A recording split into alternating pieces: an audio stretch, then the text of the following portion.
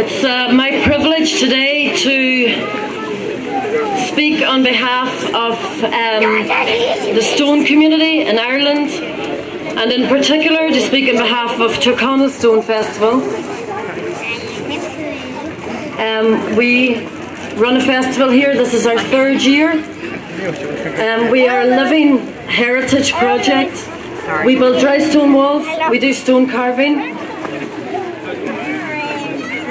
This year, with the centenary being upon us, we wanted to do something very special. We wanted to build a monument, and we wanted to build it in the native stone of Ireland. Some of you may not be aware that every time you walk into a graveyard in Ireland, and there's a graveyard in every village in Ireland, everybody's headstones is made out of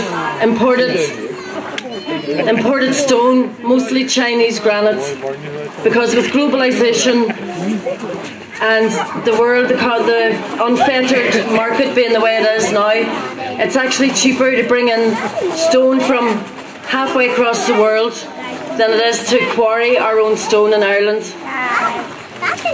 So we wanted to make an Irish monument out of Irish stone. That's the first thing.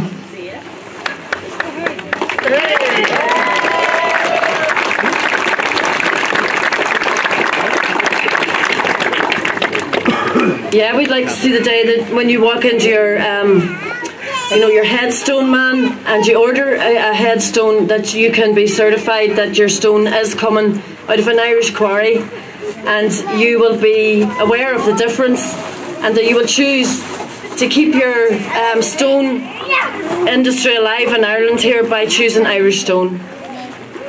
We wanted to make an Irish monument in honour of the 1916 Rising. We chose to do a map of Ireland. We chose to have each county carved in the native stone belonging to that particular county, because Ireland has a very, very rich geology. We decided to ask 32 different stonemasons from that county to carve their own county, and we set about making templates. Initially we thought that we would probably, our small community of Donegal stonemasons would probably end up carving 2 or 3 or 4 counties each, because we probably wouldn't get enough people to complete this monument, but how wrong we were. We got an instant response to the idea. People were very interested.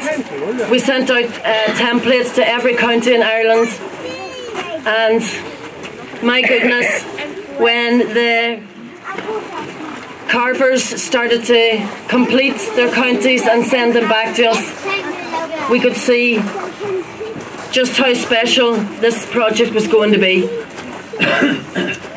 We were overwhelmed by the talent that came out of the country, and for me, who was opening these pictures of stones every week as they were carved and completed, it was like Christmas.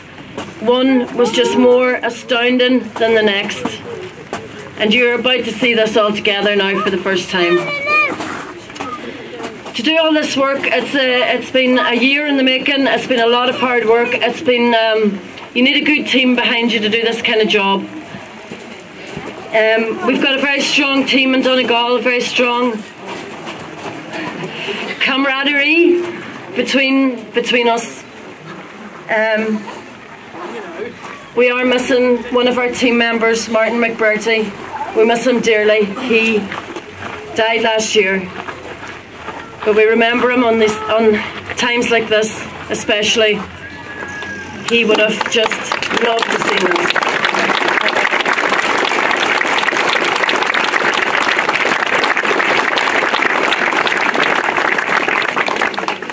The cooperation levels that it takes to pull off a project like this are absolutely enormous.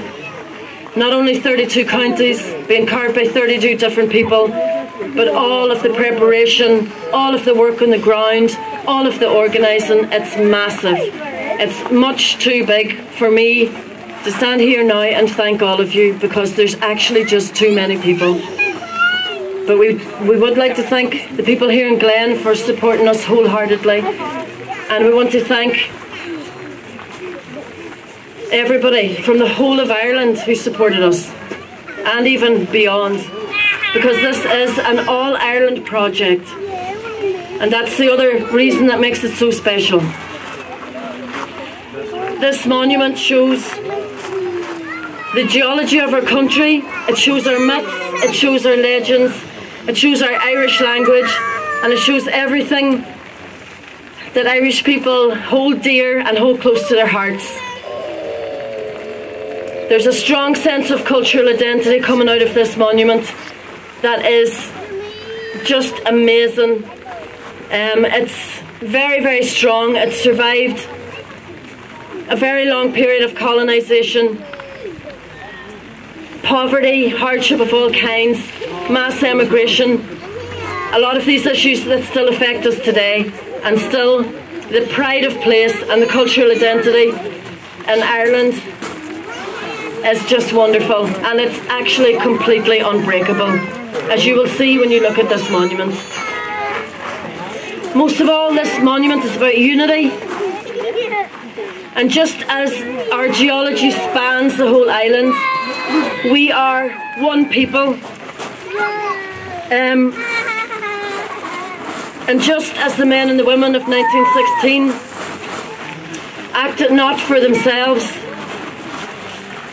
and not for personal gain, but for the greater good of everybody in the country, we too have tried in our own small way to follow that excellent example and work together for the greater good, and leave this legacy in friendship and respect.